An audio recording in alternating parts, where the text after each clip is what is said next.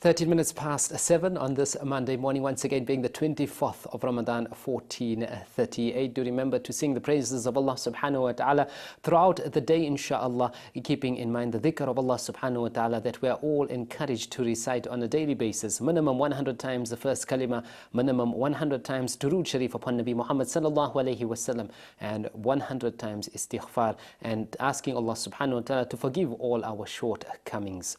As I spoke to you about going down under this morning, we're now going to Australia, where we're going to be finding more about Ramadan and Islam in Australia, and we are joined on the line by Sister Alkauthar Abdulalim. We say Assalamu alaikum wa rahmatullahi wa barakatuh to you, Sister. Tell us more about exactly what do you do there in Australia. So I've been in Australia for about 11 years. We migrated with my family from Kenya.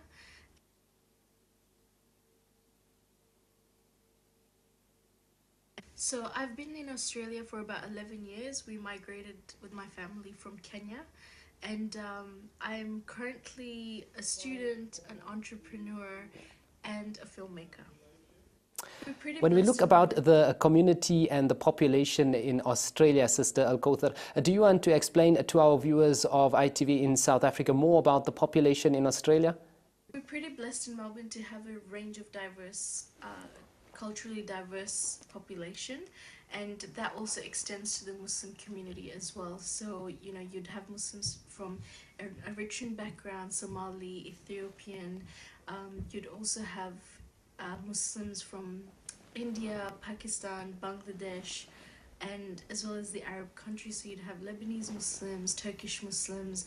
You also have international Muslim students that come to study in Melbourne. So there's a lot of Muslims from Malaysia, Indonesia, Saudi Arabia, Qatar, Kuwait, and Oman as well.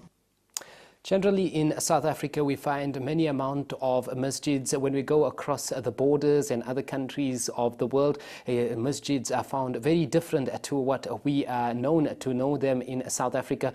Tell us more about the masjids in Australia. So Melbourne has many mosques. Alhamdulillah, we're really blessed. You know, in my area where I live, there's probably like 4 masjids within 10 minutes drive from my house. So alhamdulillah, I think in that sense, you know, we are really blessed. Even in central, in the city, you'd have lots of musallas in universities and, you know, near office buildings, at train stations as well. So alhamdulillah, in terms of prayer spaces, we're very blessed in Melbourne. When we look at the general lifestyle of people, tell us more about the life in Australia. Life in Melbourne is very, it's, you know, you have a balance of work and life. Unless you're like me and you take up a lot on yourself, so I basically have no social life. But generally, I think, you know, it's pretty good here for Muslims. Although there are certain incidents that do happen, racist attacks or Islamophobic attacks, they're usually a minority in the city. We find those incidents happening across the world. Sister, make dua to Allah subhanahu wa ta'ala. May Allah subhanahu wa ta'ala make it easy for one and all. Looking at the blessed month of Ramadan, we know we are in towards the last few days of this blessed month of Ramadan. When we look at Australia, how long are the fasts, etc.? We know it is also winter. So Australia shares a similar weather pattern to South Africa as well. Tell us more about Ramadan and the fasting in Australia. Okay, so we're currently in winter at the moment, and so the fasts are pretty easy, I must say, compared to other parts of the world. Our fast range around 11 to 12 hour days fast, and it's winter here, so it's pretty cold, and you know, you don't really get thirsty. Fajr is around just before 6 and Maghrib is just after 5. So the days are pretty easy, the fasts are pretty easy, and people here, I think they just go on about their life as normal. Everyone's at work, you know, or studying. I'm currently in the middle of exams as well. So yeah, life continues as normal.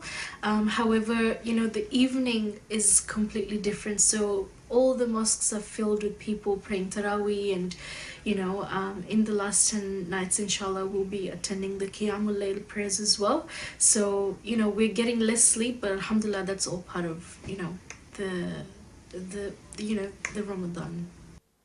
As we know, most in all probability, next week, Monday, will be the day of Eid al-Fitr here in South Africa. If we look at the day of Eid and how it is celebrated in Australia, do you want to enlighten our viewers about the day of Eid?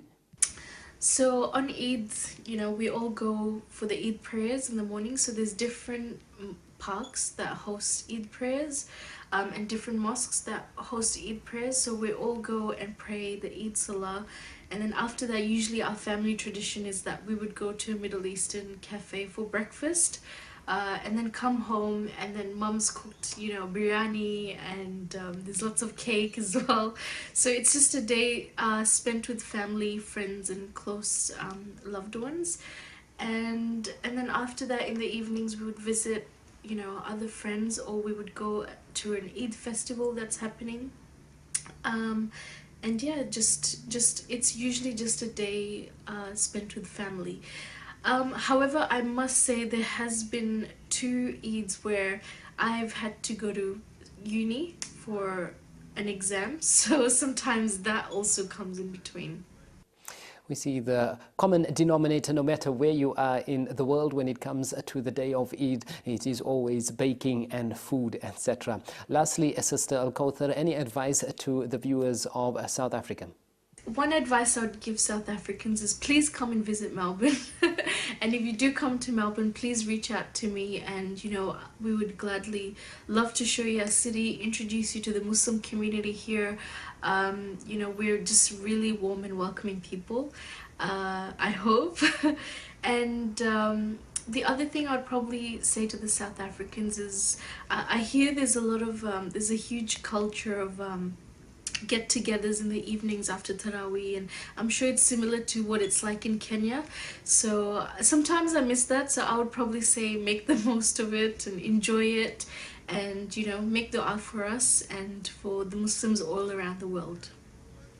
Jazakallah, Sister Alkauthar Abdulalim from Australia this morning, giving us the rundown of Ramadan and Islam in Australia. And the last point that you made mention of is make a dua for the Ummah of Nabi Muhammad sallallahu alaihi wasallam. So they are sharing a similar fasting pattern towards what we are experiencing here in South Africa, compared to the United Kingdom and London, where we see they are fasting 18 to 19 hours a day. So alhamdulillah, we are making shukr to Allah subhanahu wa ta'ala for these shorter days that we are experiencing Ramadan 1438 in. Another place or country which is experiencing a similar pattern to what we are experiencing when it comes to the fasting hours, etc., is a country called Malawi. So we go for a short break, inshallah, and then when we come back, we will be speaking to Sister Sarah Kidi, who is from Malawi, and then inshallah she is going to be giving us a brief about what Ramadan is all about and Islam in Malawi.